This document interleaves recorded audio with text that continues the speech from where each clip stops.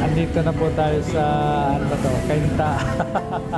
Kala ko Pasig na.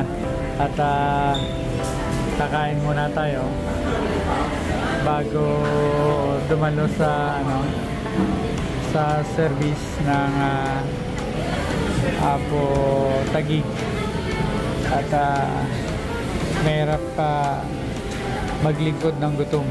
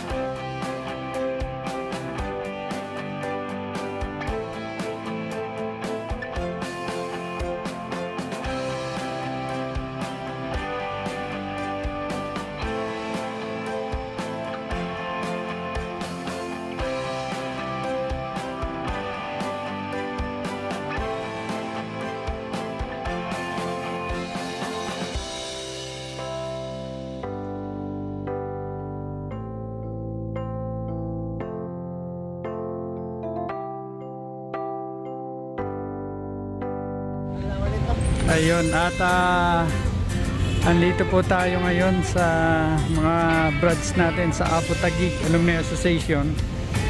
At nagkataon po na ang substation commander dito ay Apo rin, si Sis Major Agtarap. At ayan, kinukunan po natin yung mga brads. Nagkaroon po dito ng repainting or clean up drive. At kasama po natin ang ilang miyembro ng kapulisan dito sa Police Substation 3. Ito po dito sa Taguig City. Ito po yung outpost na dating ginagamit nila. So kasama po natin yung ibang police. At medyo kinapos po tayo sa oras, pero magkakaroon po ito ng part 2. At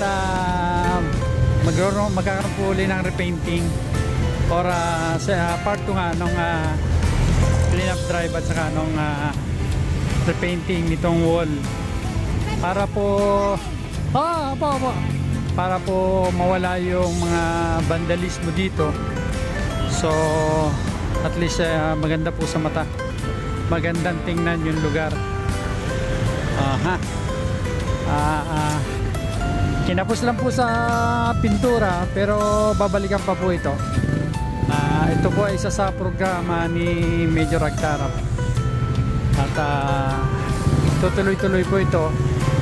So i-schedule po ulit ang clean up drive at repainting dito sa lugar.